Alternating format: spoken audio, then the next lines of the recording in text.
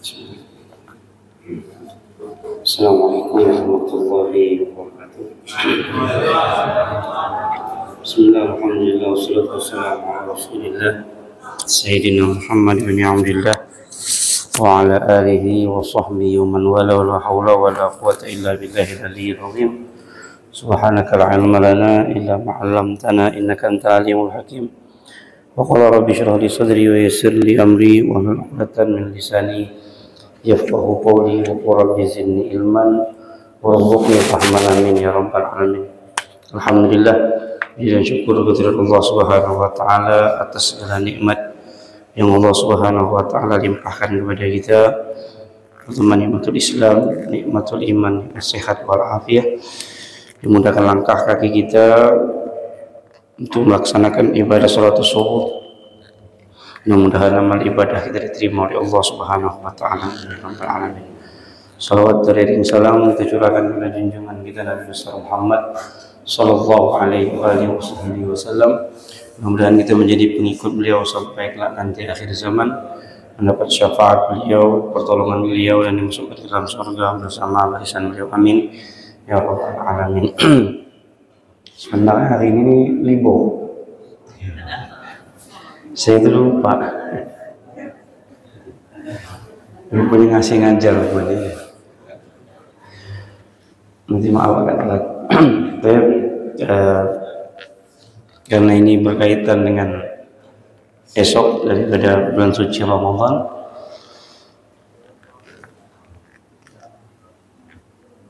jadi saya buka tanya jawab ya langsung. Silakan kalau dia mau tanya jawab, atau sebelumnya saya isi dulu tentang bulan suci Ramadan. Bismillahirrahmanirrahim.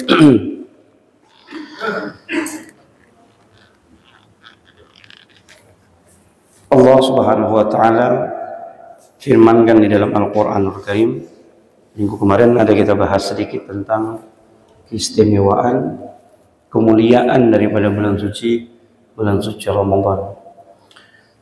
Nabi SAW mengatakan dalam sebuah hadisnya, "Qad ja'akum syahrun karim, syahrun mubarak."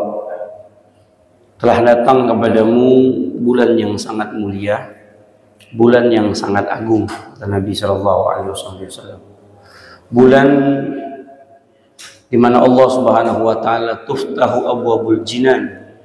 Allah buka pintu surga yang 8, dan Allah Subhanahu wa taala tutup pintu surga, pintu neraka yang 8. Wasufidati syayatin, dan kemudian Allah Subhanahu wa taala mengikat para setan-setan tersebut. Dan di hadis yang lain, di mana setan tersebut dilempar ke dasar jurang lautan agar tidak merusak puasa ibadahnya hamba-hamba. Lalu dalam hadis tersebut, di akhir hadis itu Nabi SAW mengatakan, man hurima haruma alaih. Barang siapa yang tidak menghormati bulan suci Ramadan, maka Allah akan haramkan dirinya juga untuk mendapatkan keberkahan daripada bulan suci Ramadan. Nah, di hadis ini mungkin di atasnya kita sudah biasa mendengarnya, tapi di penghujung hadis itu Nabi mengatakan dan menganjurkan kepada kita untuk menghormati bulan suci Ramadan. Bahkan dalam sebuah cerita dalam kitab yang berjudul Fawaidul Mukhtarah yang ditulis oleh Al-Habib Ali bin Hasan Baharun, ada seseorang majusi, seorang ibu perempuan majusi. Dia itu melihat anaknya itu makan di bulan suci Ramadan. Lalu wanita tersebut memukuli anak tadi. Dia pukul anak tadi. Kalau kau mau makan, kata perempuan tadi, kata ibunya, kalau kau mau makan, jangan kau makan di hadapan orang-orang muslim. Kau makan, kau bersembunyi, kau hormati mereka, kau hormati bulan ini. Lalu wanita tersebut meninggal dunia. Meninggal dunia. Diceritakan bahwasanya wanita itu ditanya oleh seseorang alim ulama, bermimpi wanita tersebut berada di dalam surga. Lalu dalam mimpi itu seorang ulama bertanya kepada dia, masih tetangga dia katakan, kenapa engkau bisa berada di surga? Bukankah engkau ini seorang wanita majusi? Kenapa kau bisa berada di sini? Lalu dia katakan, iya, aku majusi. Aku mendapatkan keistimewaan ini karena aku menghormati bulan suci Ramadan. Di akhir wafatku, Allah Subhanahu wa taala mentakdirkan aku untuk melafadzkan kalimat la ilaha illallah. Berkah aku tadi menghormati bulan suci Ramadan, maka Allah Subhanahu wa taala mengagungkan diriku. Nah, inilah keistimewaanmu. Di sebuah cerita lagi yang lain, ada orang itu ya bisa dikatakan enggak taat benar lah. Alfa. Sering maksiat, kadang dia taat, kadang dia maksiat, kadang dia sholat, kadang-kadang dia tidak sembahyang, tergantung duit. Kalau duit lagi banyak, nyaman dia. Kalau kita tidak berduit, dia pusing terus. Begitu. Nah, ini orang subhanallah, tapi kalau bulan suci Ramadan datang, dia pakai baju yang bagus, dia pakai baju yang baru, dia tazayyan. Dia pakai wangi-wangian semuanya. Dia hormati betul bulan suci Ramadan. Sama ceritanya. Kemudian orang ini meninggal dunia, bertemu dengan orang yang soleh di surga. Dia tanya, kenapa engkau bisa berada di sini?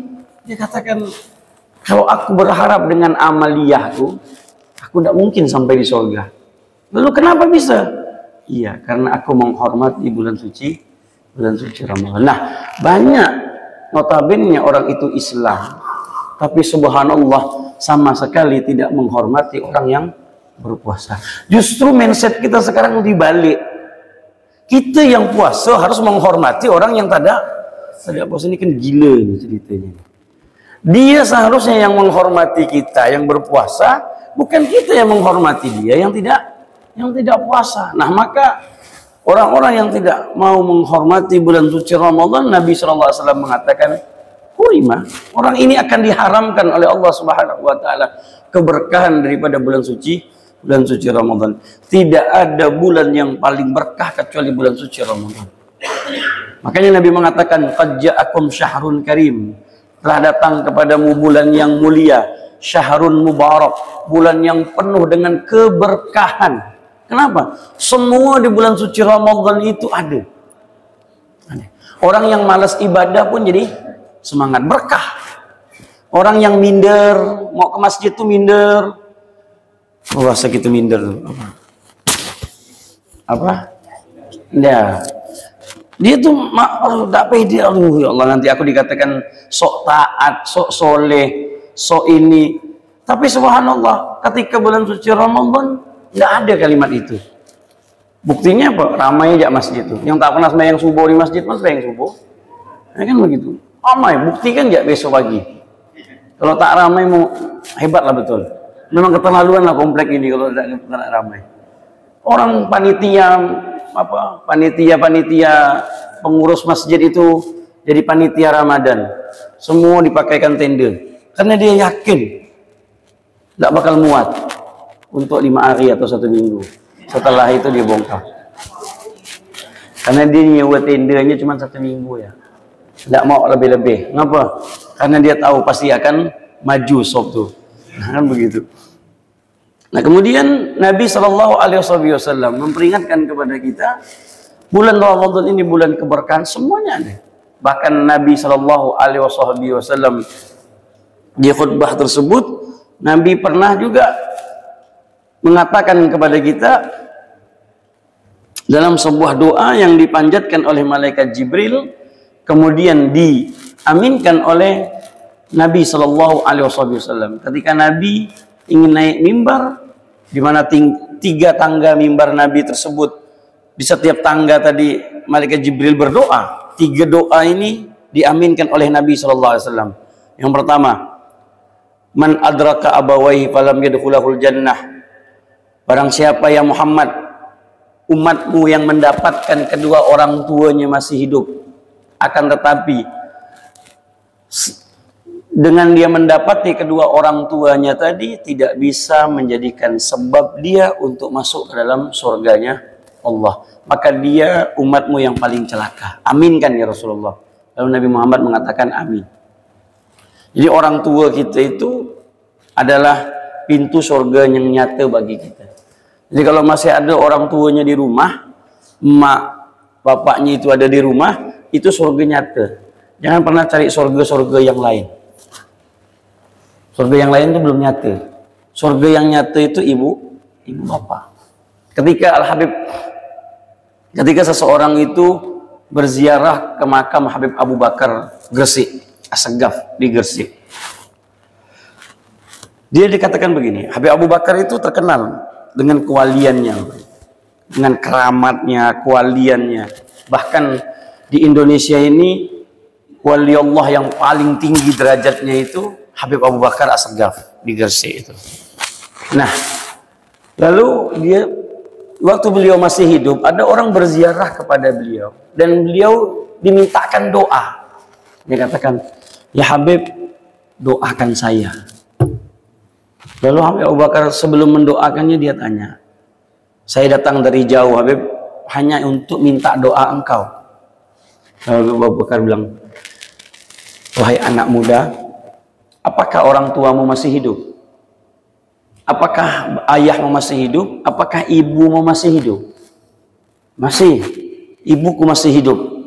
Wahai Habib, dia katakan, doaku belum bisa menandingi doanya.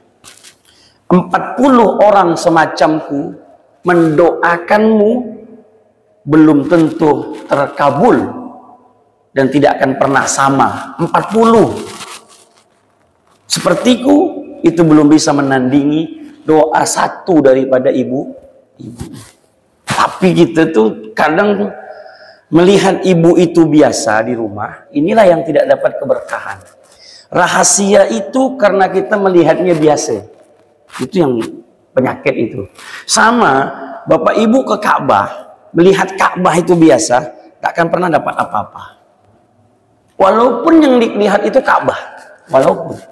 Karena kalau melihatnya itu bukan dengan pandangan takzim, dengan pandangan cinta, dengan pandangan penghormatan, dia akan biasa-biasa saja. Tak akan pernah menyinari Ka'bah itu, menyinari hati kita. Sama ibu itu kata Nabi SAW. Nabi mengatakan, jika seandainya kau melihat wajah ibumu dengan pandangan rahmat dan pandangan kasih sayang, itu lebih baik daripada engkau memandang 1000 kali Ka'bah. Bayangkan. 1 kali Ka'bah kita pandang, itu cucuran rahmatnya itu 100 rahmat yang Allah berikan kepada kita. Itu ketika kita memandang Ka'bah, itu 100 rahmat kita dapati. Dan Nabi mengatakan, kau pandang wajah ibumu dengan pandangan cinta dan kasih sayang, itu lebih baik daripada kau memandang 1000 kali Ka'bah. Bagaimana besarnya keistimewaan yang Allah berikan pada seorang ibu. Makanya kata Habib Abu Bakar, doa ibumu lebih kuat daripada doaku. Tapi kita sebagai anak jarang sekali meminta doa kepada ibu. Itu penyakitnya. Lihat orang-orang besar.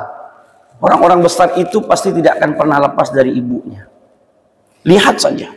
Boleh tanya. Tidak akan pernah lepas dari doa ibunya.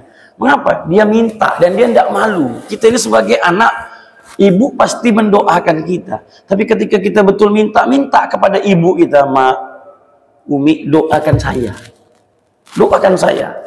Itu yang paling mahal. Makanya Habib Ali Habsyi itu ketika ditanya, apakah engkau mendapatkan derajat yang tinggi ini dikarenakan ilmumu? Dia katakan tidak. Apakah karena dikarenakan banyaknya sholatmu? Bukan. Apakah karena banyaknya ibadahmu, puasamu? Juga tidak. Lalu dengan apa? Lalu Habib Ali Habsyi mengatakan, aku mendapatkan kedudukan yang tinggi seperti ini, tidaklah aku keluar dari rumah kecuali aku cium kaki ibuku. Cium kaki. bukan tangan, tapi mencium mencium kaki. Makanya menjadi orang yang besar, menjadi orang yang hebat. Nah, maka Nabi mengatakan, lihat malaikat Jibril tadi berdoa, ya Rasulullah, apabila ada daripada umatmu dia mendapati kedua orang tuanya masih hidup dan dia tidak bisa menjadikan sebab orang tuanya untuk dia masuk ke dalam surga, maka dia adalah anak yang paling durhaka. Kadang kita tuh dapat orang tua kita udah tua, kitanya malas-malasan untuk ngurusnya, padahal itu anugerah terbesar. Tidak semua manusia mendapatkan ibu atau ayah dalam keadaan tua, tidak semua.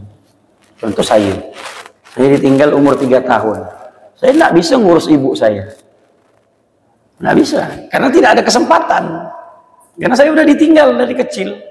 Nah, jadi kalau ada orang tuh, saya ada ayah. Nah, alhamdulillah saya masih punya ayah, dan kalaulah ayah saya sampai tua, saya berjanji saya akan urus. Dan saat ini pun saya katakan, saya tidak akan pernah melihat abah dalam keadaan sedih. Itu janji saya. Apalagi sampai tua, itu kalau Allah berikan saya minta-minta betul. Itu surga saya.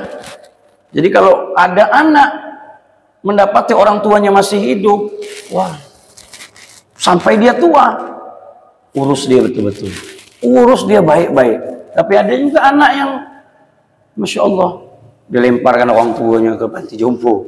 Kenapa? Kalau tak ada waktu untuk ngurus. Anak 8, yang satu bilang, aku tak bisa, pekerjaan aku begini, ini begini, aku jangan ngasih duit. Nomor 2 bilang, aku pun banyak duit ya. Kau segitu duit ya, kata dia. Aku lebih 2 kali lipat bayarkan. Kau cari pembantu, bayarkan. Yang nomor 3 pun bilang begitu, yang ini pun bilang begitu. Sama-sama kaya. Selesai urusan. Orang tua bukan mengharapkan kenyamanan, kekayaan, bukan. Yang mereka harapkan kasih sayang anak. Itu yang mereka perhatian, itu yang diharapkan. Lalu yang kedua, di tangga yang kedua, malaikat Jibril mengatakan, ya Rasulullah, celakalah bagi umatmu yang mendapatkan bulan suci Ramadan, akan tetapi dia keluar dari bulan suci Ramadan, dia tidak mendapatkan ampunan dari Allah. Lalu para ulama ul hadis mengatakan, kok bisa Nabi mengaminkan doa malaikat Jibril alaihi salam? Bukankah Nabi itu Nabi yang paling cinta dan kasih sayang? Lalu ulama ul hadis mengatakan bahwasanya tidak mungkin manusia itu apabila mendapatkan bulan suci Ramadan tidak mendapatkan ampunan. Mustahil. Mustahil. Sebanyak apapun dosa kita, kecuali jangan durhaka sama orang tua ya. Jangan mutuskan tali silaturahim, jangan ada permusuhan, dan jangan durhaka kepada emak bapak. Allah akan hapuskan dosa kita. Mungkin dulu pernah minuman keras, na'udzubillah min dzalik. Mungkin dulu pernah berzina, mungkin dulu pernah obat-obatan, mungkin dulu ini dan itulah. Masuk bulan suci Ramadan, hadapkan kepada Allah, tangiskan, minta terus kepada Allah Subhanahu wa taala, Allah akan buka pintu taubatnya. Allah akan terima. Karena di dalam hadis yang lain, dalam setiap malam itu ada jutaan manusia yang tadinya telah ditetapkan oleh Allah menjadi penghuni neraka, tertulis menjadi penghuni neraka, Allah hapuskan. Itqun minan nar. Itqun minan nar, pembebasan dari api neraka. Tidak jadi dihapuskan. Dan itu jutaan manusia. Jadi kalaulah dalam 1 bulan hamba tersebut tidak mendapatkan ampunan Allah Subhanahu wa taala di bulan suci Ramadan, Nabi juga mengatakan, lalu mau di bulan apa lagi? Kalau di bulan suci Ramadan saja tidak mendapatkan ampunan, apakah mau di bulan lain? Bulan yang penuh dengan rahmat, awwaluhu rahmah wa awsatuhu maghfirah wa akhiruhu itqun minan nar. Awalnya itu rahmat, 10 pertama itu rahmat, kasih sayang Allah. Wa awsatuhu maghfirah, di pertengahannya itu ampunan Allah Subhanahu wa taala. Wa akhiruhu itqun minan nar, 10 fase ketiga adalah pembebasan dari api neraka. Ini janji Nabi Shallallahu Alaihi Wasallam. Bahkan di setiap hari bulan suci Ramadan tersebut, bagi orang-orang yang berpuasa, Nabi mengatakan naumuhu ibadah, tidurnya saja dijadikan ibadah. Wasumtuhu tasbih, diamnya orang yang berpuasa itu bertasbih. Bayangkan. Dan a'maluhu mudha'afah, amalnya itu dilipat gandakan. Ila sab'ami'ati di'fin, sampai 700 kali lipat. Jadi kalau seandainya kita mendapatkan bulan suci Ramadan, keluar dari bulan suci Ramadan tidak mendapatkan ampunan, ya Allah, lu mau di bulan apa lagi? Ini mau di bulan Syawal. Bahkan ada. Bulan Syawal lu repot, puasa 6 ya sakit. Ngapa? Mau bertamu sana, bertamu sini, begini, banyak hal. Mau di bulan apa? Kalau bukan bulan suci Ramadan. Nah, ini kesempatan yang Allah Subhanahu wa taala berikan besok. Maka kalau Allah masih diambang pintu nih, belum tentu kita bisa sampai. Tapi mudah-mudahan Allah Subhanahu wa taala sampaikan kita bulan suci Ramadan. Amin ya rabbal alamin. Nah, maka yang ketiga, Nabi Malaikat Jibril mengatakan, celakalah bagi daripada umatmu ya Rasulullah, apabila disebutkan namamu, lisannya tidak mau bersolawat kepadamu, maka dia adalah manusia yang paling celaka. Nah, maka kesempatan Bapak Ibu masuk esok bulan suci Ramadan, mudah-mudahan bulan suci Ramadan ini tarbiyah. Bulan suci Ramadan ini madrasah, pendidikan. 1 bulan ini kita dididik, betul-betul dididik. Apa yang kita dididik? Pertama, hawa nafsu. Hawa nafsu kita harus menahan hawa nafsu, bukan menghilangkan hawa nafsu. Hati-hati, jangan salah doa. Ya Allah, hilangkan nafsu, ya Allah. Nanti hilang nafsu, selesai urusan. Dikasih bingke berendam, apa? Aku tak nafsu. Dikasih ini, tidak nafsu. Bapak salah doa karena hilang nafsu. Ya Allah, takdirkan aku bisa melawan hawa nafsu. Karena nafsu itu tidak bisa dihilangkan, Pak. Kalau ada yang bisa menghilangkan hawa nafsu, itu hebat berarti orang. Ini hebat betul.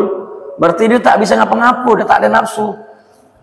Bininya pun, bang, boleh nih bang? Enggak. Jangan hilang hawa nafsu. Macam mana kan? Tak ada lagi dah. Makanya menahan hawa nafsu. Ketika bapak melihat istri siang-siang cantik, betul, biasanya tak ada cantik-cantik benar. Tapi pas dipandang tuh cantik betul, macam bidadari. Allah maaf. Ini mendingan kepala nih. Makanya setelah bab puasa itu dalam kitab itu, Pak. Setelah bab puasa pasti bab i'tikaf, Pak. Urutannya kitabus siyam. Ini kitab puasa. Setelah kitab puasa itu i'tikaf. Ngapa? Dianjurkan banyak i'tikaf. Jangan banyak di rumah. Takut khilaf. Nah, itu ya. Takut khilaf. Jadi jangan banyak mandang-mandang bini di rumah. Jadi ibu nanti kalau suaminya jarang di rumah, kalau siang-siang, biarkan saja, Bu.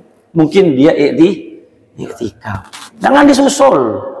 Kata mau i'tikaf di FK, aku tengok loh di FK tadi. Nggak usah, biarkan saja. Kenapa? Berbahaya. Nah, setan itu mengganggunya hebat. Hebat mengganggu setan itu. Yang tadinya tak cantik jadi cantik. Oh, bagus buka ini gitu kan. Pusing kepalanya. Itu berbahaya. Makanya banyak-banyak i'tikaf. Jadi menahan hawa nafsu kita. Yang tadinya halal jadi haram. Padahal tidak ada yang bisa melarang kita. Siapa yang bisa melarang kita? Bapak habis sembahyang subuh, rokok masih sisa sebatang tadi, belum baru gak dibakar, azan. Kopi masih panas. Balik sholat subuh, bini tidur, anak tidur. Duduk bapak temenong. Terpandang pula kopi. Pandang asbak tuh ada rokok. Tak ada yang mandang.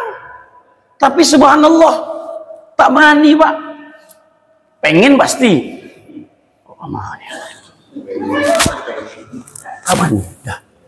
Subhanallah, iman kita itu iman. Makanya kalimatnya ya ayyuhalladzina amanu kutiba alaikumus, hai orang-orang yang beriman. Karena puasa itu iman. Padahal kalau mau disedot ya, tegokkan kopi. Asal keluar ditanya kawan, puasa? Puasa? Kau tengok bibir aku ni kering ni. Tengok badan aku ni lemah. Tapi bukan itu. Makanya Allah mengatakan, as-saumu li wa ana ajzibi. Puasa itu bagianku dan aku yang akan menilainya. Jadi tidak ada hubungan dengan manusia, Pak, puasa itu. Karena ibadahnya beda. Kalau sholat itu nampak. Sholat nampak, haji nampak, umroh nampak, zakat nampak, sedekah nampak. Dia berbentuk. Ibu lagi sembahyang, ada sujudnya, ada rukuknya nampak.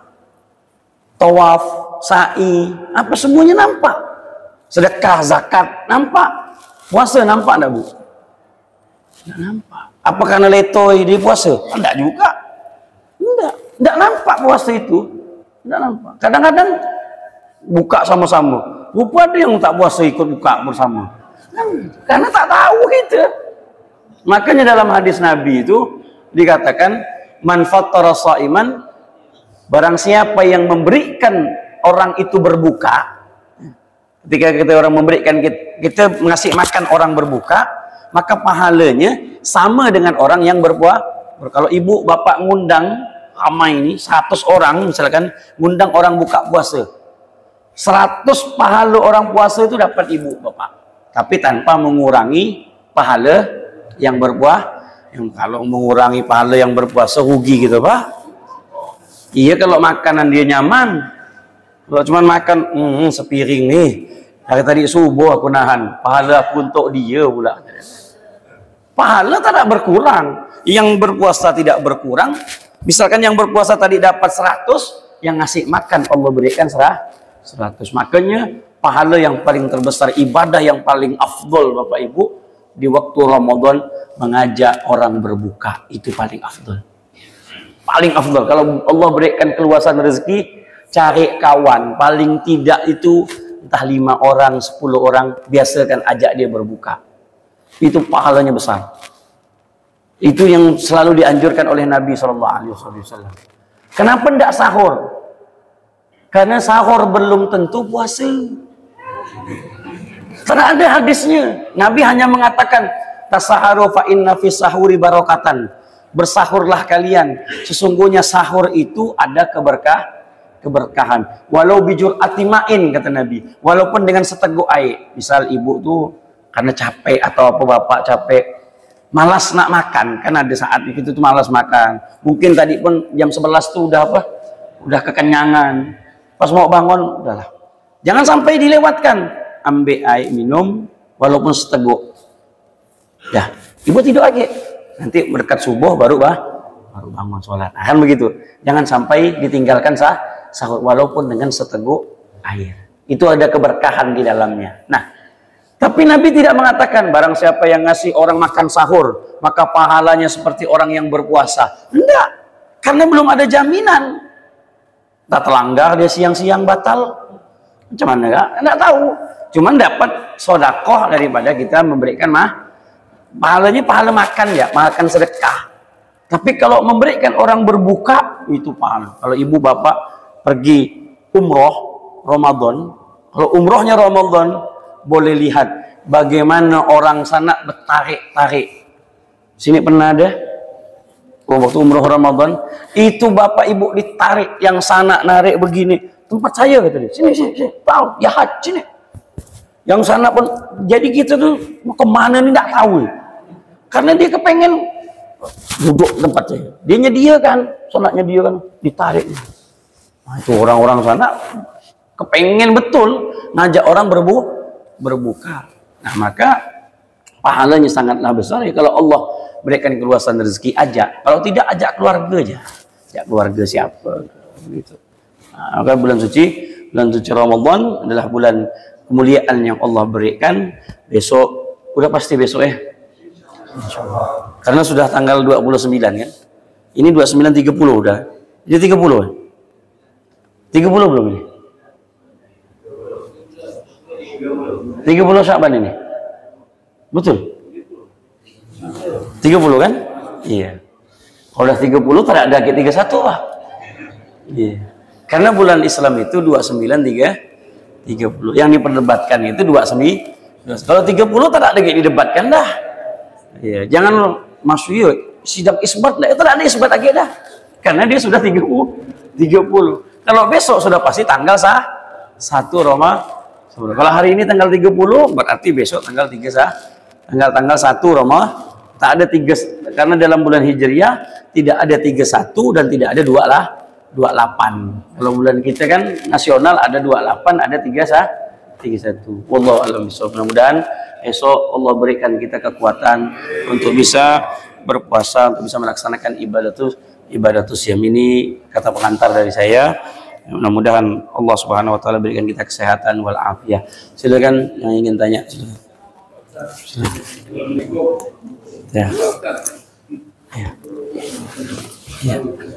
Ya, Ibu. Sini Ibu.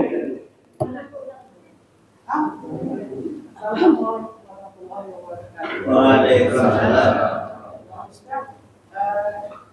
Ini aku sekedar bertanya aja, bahwa di bulan suci Ramadan ini setan-setan itu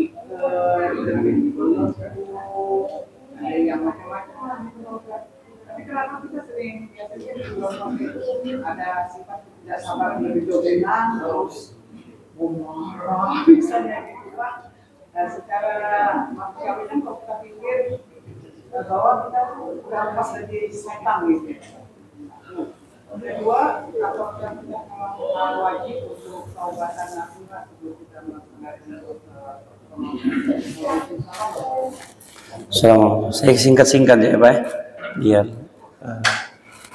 saya pun ada kegiatan habis ini, jadi nggak bisa panjang-panjang. Karena saya saat ini nih Pak agak-agak aneh saya. Iya, agak-agak aneh saya. Karena saya ini bukan hanya sekedar ustadz sekarang. Tukang nyabut nisan pun saya sekarang. Pak Habib, tolong saya mau tukar tambak saja. Bapak saya ini mau diganti tambaknya. Jadi Pak Ustadz tolong cabutkan nisan. Saya pikir kenapa harus saya yang nyabut nisannya? Saya tuh bingung lah. Tapi karena ini hajatnya orang, ayolah. Ya kan begitu. Kadang-kadang malam-malam ada orang sakaratul maut. Habib, tolong Beb, kenapa saya gitu. Ada yang sakaratul maut. Oh jadi tolong Habib bimbing sakaratul maut. Oh iya. Jadi bukan hanya membimbing zikir, bimbing sakaratul maut pun boleh. Apa lagi? Ada lagi malam-malam datang 2:30. Kenapa? Beb, tolong Beb, saya kena usir. Kenapa pula? Kan Habib kan punya backup kata dia. Terus tolong Beb bawakan barang-barang saya. Ayo. Jadi oke. Jadi kalau Bapak ini oke saya ini. Ini saat ini nih. Saat ini nih saya dipanggil. Kenapa? Tolong Habib, saya mau buat rumah baru. Ini apa? Tolong cucukkan tiang yang pertama dari Habib. Oke, kata saya. Jadi oke, saya sekarang oke semua Pak. Jadi bukan hanya sekedar ngajar sekarang. Itu husnuzonnya manusia, prasangka baik. Jadi kita pun hajat orang tidak boleh dikecilkan. Yang mudah-mudahan dapat berkahnya semua kan begitu. Amin ya rabbal alamin. Saya jawab. Yang pertama, kenapa gitu tuh? Katanya setan tadi sudah diikat. Iya betul, setan sudah diikat. Tapi kok amarah hawa nafsu gitu masih saja? Bukan hanya itu, karena banyak juga yang tidak berpuasa bahkan. Lalu kenapa setan tersebut masih bisa menggoda? Katakannya sudah tidak menggoda lagi, tapi kok bisa tergoda? Nah, saya punya guru pernah menjawab pertanyaan ini. Saya punya guru Habib Umar bin Hafid. Beliau menjawab pertanyaan ini dengan sebuah ayat, dengan ayat tersebut yang berbunyi wailul lil mutaffifin. Pada ayatnya kalla bal rana ala qulubihim ma kanu yaksibun. Jadi dalam 11 bulan itu kita itu banyak maksiatnya Pak. Banyak kesalahan, banyak maksiat. Badan kita itu kotor. Nah, ketika badan kita itu kotor, satu maksiat yang kita lakukan, maka dia akan berbentuk satu titik hitam. Dan satu titik hitam itu apabila tidak dihapus dengan istighfar, dengan taubat, dengan sholawat, maka dia akan bertitik Dan kalaulah nanti maksiat lagi, dia akan bertitik kedua, titik, maka hati kita itu hitam. Karena tidak dihapus dengan istighfar. Ketika masuk bulan suci Ramadan, posisi dia dalam keadaan yang tidak siap. Posisi dia dalam keadaan yang tidak bersih. Posisi dia dalam keadaan kotor. Nah, bekas maksiat 11 bulan ini, dia masuk bulan suci Ramadan, bekas maksiat inilah yang mengganggu dirinya. Jadi asarul maksiyah itu kuat, Pak. Karena dia berbentuk satu titik hitam di sini. Jadi nasihat apapun yang diberikan sulit untuk dia terima. Jadi jangan salahkan setan lagi. Setan pun bilang, aku ini udah diikat, kok masih salahkan aku lagi. Tolonglah Pak Setan, Pak, jangan marahkan saya. Setan sudah diikat. Itu setan bilang, ya Allah, tolonglah. Wah, udah aku nih, kata dia. Udah diikat pun masih kena salahkan, enggak, kata dia. Jadi setan udah enggak, itu bekas daripada maksiat gitu, Pak. Makanya ketika kita masuk bulan suci Ramadan, sebelum masuk bulan suci Ramadan, kita sudah dididik dulu. Bulan Rajab dengan istighfar. Bulan Sya'ban dengan sholawat. Istighfar kan bersihkan diri dengan puasanya, dengan ini, dengan itu semuanya. Ketika masuk bulan suci Ramadan, ini dalam keadaan siap. Mantap, siap tempo. Bukan lagi nak mencari, nak ngasah golo. Ini kan bahasa kita ini kan begini. Ketika orang musuh datang, baru dia nak narik parang. Dia tengok parang tuh tumpul, baru dia nak ngasah. Musuh dah datang, apa tak putus kepala dibuat, kan begitu. Inilah karena mengapa saat kita itu tidak tepat.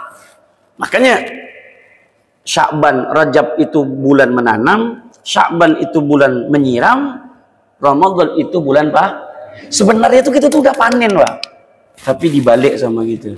Bulan Ramadan, bulan kita nanam, bulan kita nyiram, bulan kita panen. Ambillah seorang. Macam mana satu bulan nak semua di apa? Ini serba instan. Inilah orang kita pengennya instan. Makanya sukanya instan semua.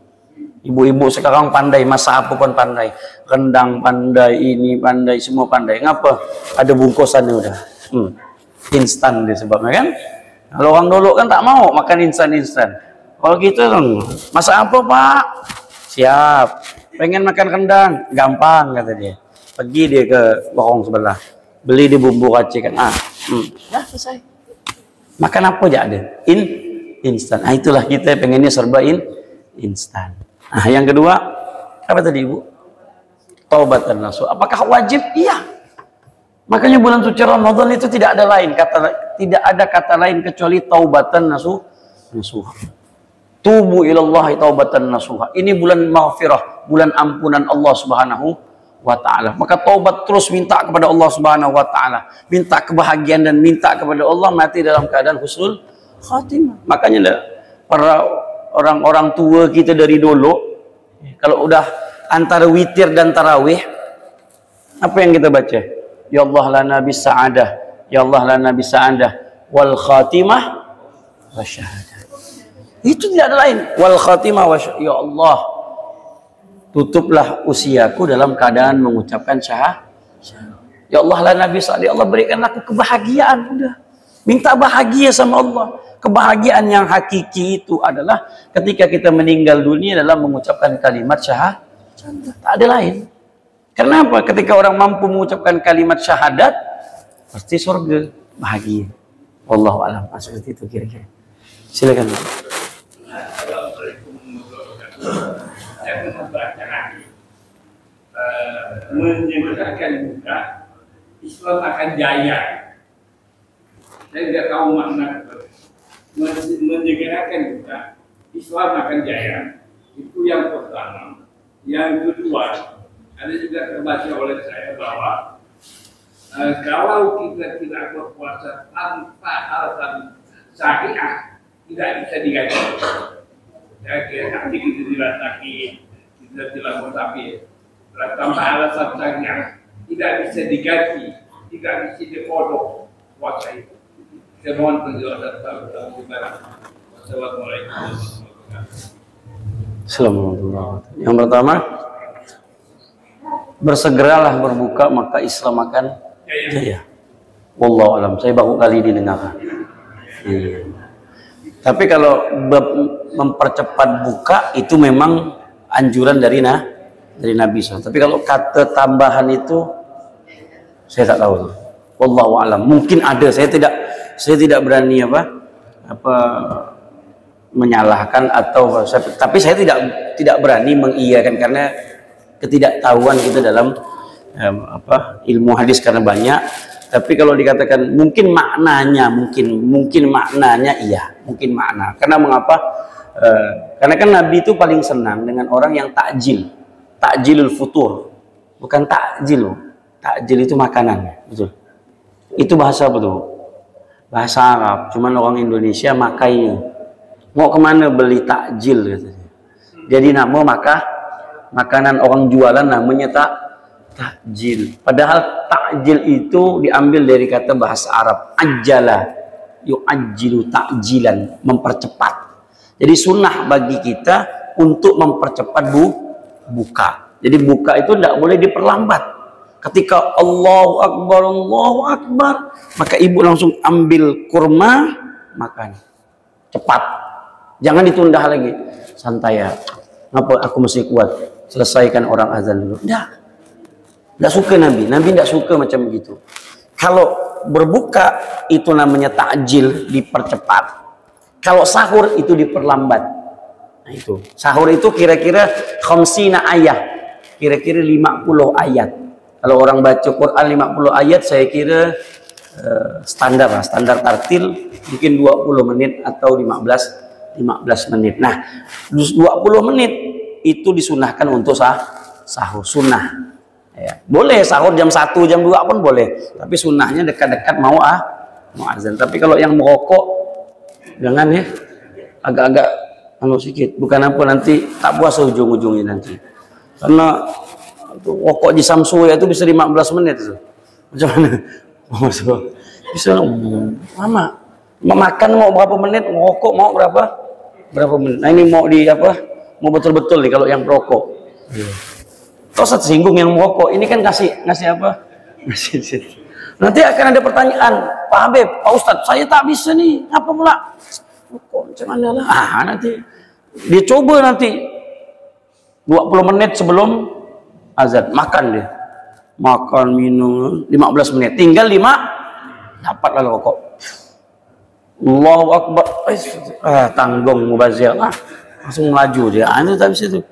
Itu berat untuk puasanya. Jadi wallahu alam saya tidak bisa jawab. Kalau takjilul futur itu iya, takjil mempercepat buka itu iya. Tapi kalau ada embel di belakangnya itu Islam akan berjaya, mungkin maknanya ketika melihat berbuka itu kelihatan kejayaan daripada Islam, kebahagiaan. Karena kan dalam hadis yang lain Nabi mengatakan bagi orang yang berpuasa itu ada 2 kebahagiaan, Ibu.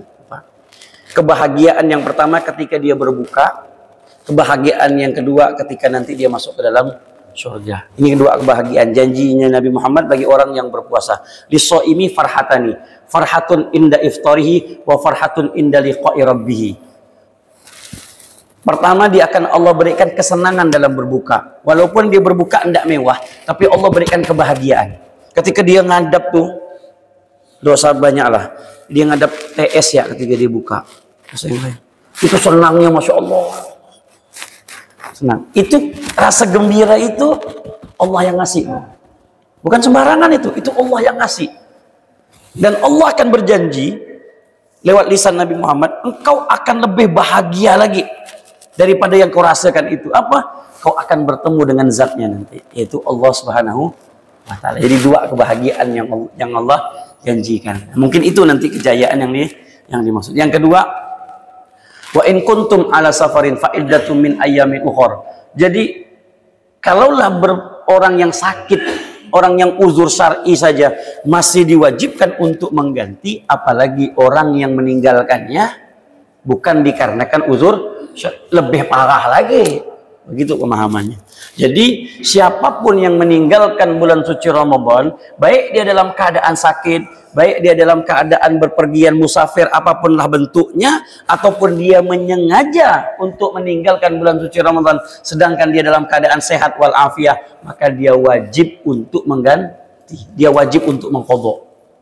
Wajib hukumnya, apapun bentuknya dia wajib. Bahkan orang yang bukan dikarenakan udzur, dari tanggal 2 Syawal itu dia sudah wajib untuk mengganti. Dituntut, Pak. Kalau dia tidak mengganti, dia dosa. Ini dosa terus, dosa terus. Lain kalau orang yang meninggalkannya karena uzur syar'i. Ibu uzur syar'i. Nah, karena menstruasi, halangan wanita, atau bapak dalam keadaan sakit. Satu minggu sakit dalam Ramadan. Udah, jangan dipaksa untuk puasa, jangan. Sakit ya udah sakit, nanti ganti. Kapan gantinya? Terserah bapak ibu mau gantinya. Kapan? Terserah. Mau bulan Syawal, mau bulan Zulqa'dah, Zulhijjah, Muharram, Safar, terserah. Sampai bulan Sya'ban, dikasihkan keluangan 1 tahun untuk menggantinya. Sila. Tapi bagi orang yang meninggalkannya bukan karena uzur syar'i, 1 Syawal mutlak haram berpuasa. Tidak ada yang boleh memperbolehkan puasa, mutlak haram. Tanggal 2 Syawal, orang yang tadi meninggalkan bukan karena uzur syar'i, dia sudah dituntut untuk mengganti. Kalau dia tidak ganti, dia dosa. Hari-hari yang dia lalui itu dosa. Taubat sama Allah, minta ampun kepada Allah Subhanahu wa taala. Jadi tidak ada kata bahwasanya Ramadan tersebut tidak diganti. Wajib hukumnya untuk diqadha. Wallahu a'lam.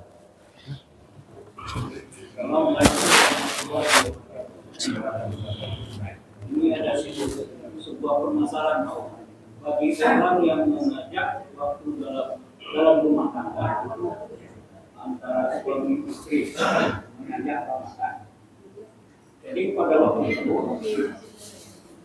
warga tersebut menerima, saya lihat itu menerima pekerja istilahnya membersihkan halaman rumah.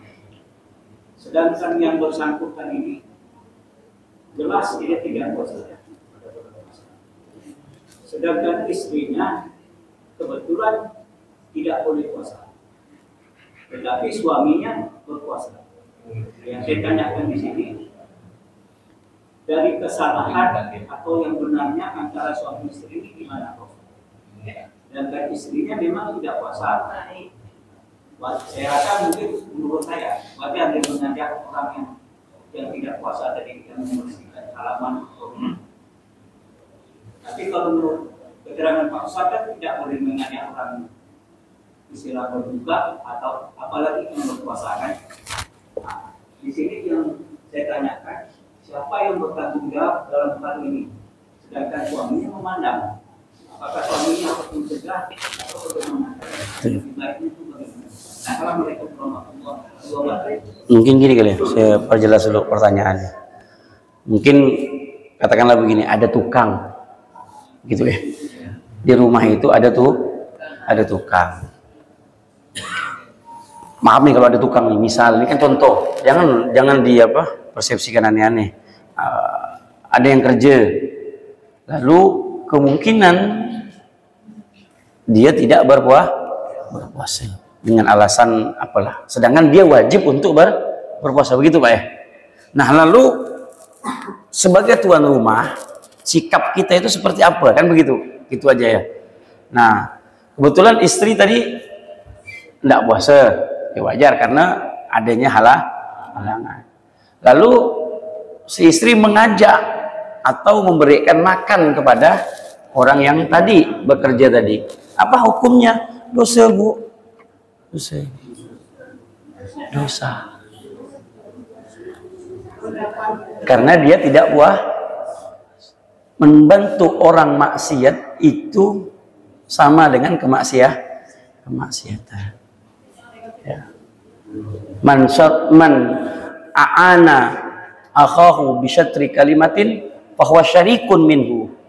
Nabi mengatakan barang siapa yang membantu seseorang untuk berbuat maksiat walaupun dengan satu kalimat, Orang itu tanya, tempat itu di mana ya? Misalkan nih, ya, tempat itu di mana ya, kata dia. Lalu kita bilang, tuh, cuman gitu aja, tuh, udah, pergilah dia ke sana. Dia yang nyaman, bapak yang dosa. Dia dapat gak dosa? Sebagaimana dia dapat dosa, bapak pun dapat dosa. Cuman bilang, tuh, dia nyaman di sana, Pak. Dia dosa tapi campur nyaman. Kita nih yang nunjukkan nih, nah, sama. Jadi begitu. Jadi sikap kita ya untuk tidak. Gimana lagi? Katakan kepada dia. Kecuali dia memang udah mau sekangat dah. Oh, tak ngasih aku makan nih, aku terkapar nih. Ah, kasih. Nah, itu kembali lagi kepada pribadi masing-masing. Kalau babnya itu dosa, ya dosa. Tapi babnya itu nanti muamalahnya gimana? Ya enggak betul, enggak boleh. Ya enggak bisa. Karena suatu kemaksiatan yang dia lakukan, kemudian kita mendukung kemaksiatan tersebut, dan itu tidak diperbolehkan. Wallahu a'lam. Sila Ibu. Iya. Iya Bu. Sila Bu. Apa? Iya. Kalau misalnya kita melakukan fokus sunnah dengan Kamis, nah terus kita kebetulan di kantor ada acara, kita harus menyiapkan. Oh, itu tak apa-apa. Itu puasa sunnah itu bahkan ada yang diperbolehkan untuk kita berbuka. Misalkan kita ada tamu. Tamu ini tamu yang apa? Tamu yang Masya Allah apa semuanya. Sedangkan kita ini puasa sunnah. Dan kita harus menghormati tamu ini. Tamu ini kan harus dihormati. Macam mana ceritanya? Ibu ngasih makan. Bapak ibu ngasih makan. Lalu bapak mendang. Bapak makanlah. Aku puasa, goyak makan. Lalu bapak, macam mana tamu nak makan? Yang ada tamu tersinggung. Bahkan di situ diperbolehkan. Kalau itu puasa nah, kalau puasa wajib tak ada cerita. Begitu. Allah alam. Kalau itu boleh. Salam. Bagaimana orang yang mempunyai warung? Kadang-kadang ada orang yang tak puasa, tidak makan kopi, gitu Pak. Kopi itu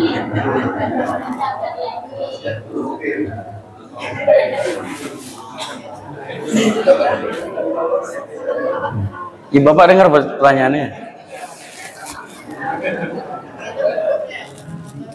Iya. Saya bab ini memang berat, Bu. Berat. Artinya sangatlah berat kalau memang tidak kuat betul. Berat. Dengan alasan siapa yang ngasih aku makan? Siapa yang ini? Itulah beratnya. Tapi bab ini ya harus dipaksa. Allah Subhanahu wa taala perintahkan kita ketika orang tadi dia buka dan dia menjual sesuatu, di mana sesuatu tersebut membantu orang tersebut untuk tidak puasa, sama dia pun paham dosanya sama. Ya. Dan ibu, ya mungkin bapak ibu bisa husnuzon, bisa apa? Dia musafir. Tapi kalau orangnya itu terus, dia bukan musafir. Jadi kembalilah lagi bahwasanya rezeki yang Allah Subhanahu wa taala berikan itu luas. Tidak hanya itu saja. Tahan saja. Mungkin jam 4 ibu sudah buka, atau jam 5 sudah buka. Bisa.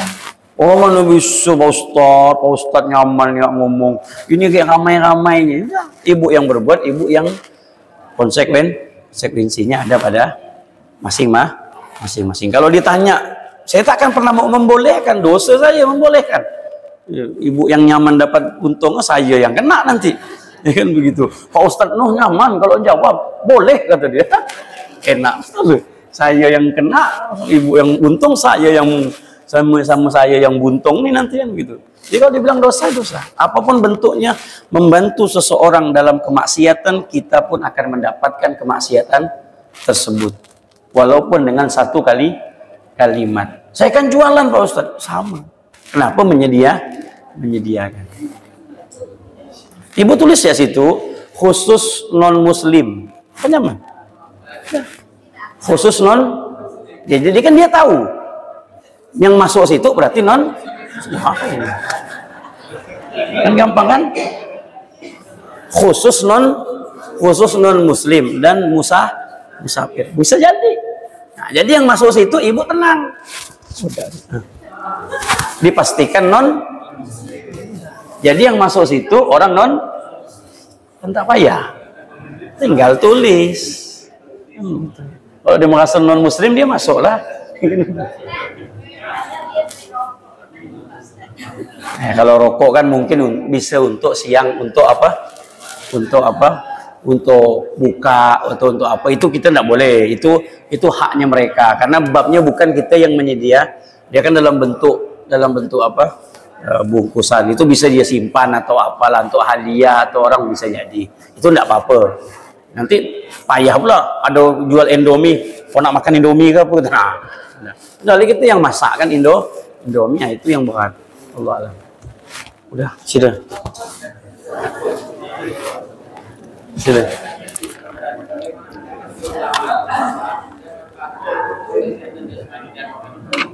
Puasa.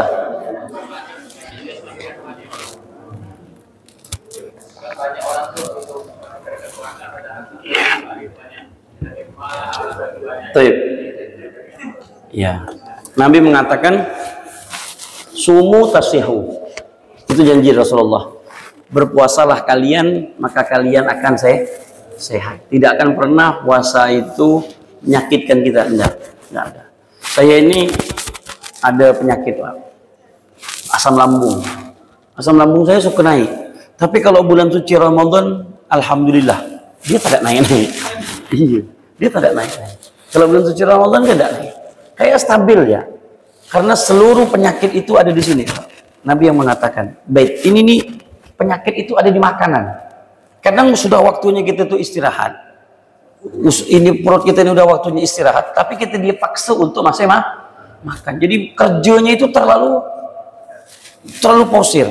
Nah, dia tidak ada waktunya dia untuk istirahat. Nah, saat berpuasa semua itu stabil. Ada artis itu sekarang udah masuk Islam, jadi Corbuzier. Yeah. Di Corbuzier itu dia bilang, saya itu sebelum saya Islam saya sudah puasa, dan bahkan hari-hari dia itu dia puasa. Kadang puasanya dia itu begini, hanya dengan minum, karena untuk jaga kesehatannya. Karena Islam itu pasti betul. Jadi dengan puasa itu pasti akan kalau udah makan terus penyakitan nanti. Makan, tak ada puasanya. Makanya orang yang hebat itu dia bisa Senin Kamis puasa, Senin puasa, stabil deh.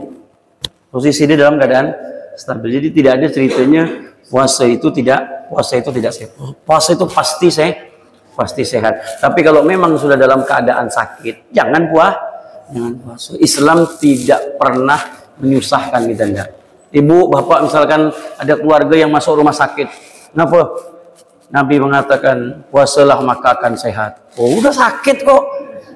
Ya jangan, kalau udah sakit ya jangan dipaksa. Ya harus minum obat, harus infus, harus ini. Iya berbuka. Jangan dipaksa. Kepala udah mati aku. Minum buka. Enggak. Kenapa? Biar aku mati dalam keadaan puasa. Ya salah, Pak. Itu bunuh diri namanya. Kan begitu. Tapi memang kalau memang Bapak udah ada tanda-tanda surga di depan mata, udah. Biarkan apa. Nah, mungkin dia biarkannya terus kan. Tapi kalau sakit, tapi jangan pusing sedikit. Allah, Mama, buka ini, Ma. Ini nggak bisa pusing aku nih. Buka. Itu syaitan namanya. Itu mengganggu, itu syaitan. Jadi puasa itu sehat. Makanya mau lebih sehat lagi Bapak Ibu, mau lebih sehat, ya. Pas berbuka itu berbukalah dengan kurma atau sesuatu yang manis. Itu yang dianjurkan. Insya Allah pasti akan sehat. Ini kalau Ibu Bapak mau lagi lebih jelasnya, saya tuh sering nonton. Kalau bab ini saya kesehatan itu ada satu YouTube, Masya Allah hebat, Dr.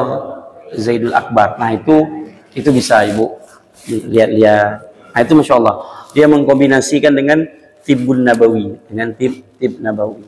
Nah, saya ini alhamdulillah sekarang agak nyaman asam lambung saya, karena saya terapi itu ada terapi jamu atau kunyit, madu, kemudian tripang, itu dari beliau itu saya lihat.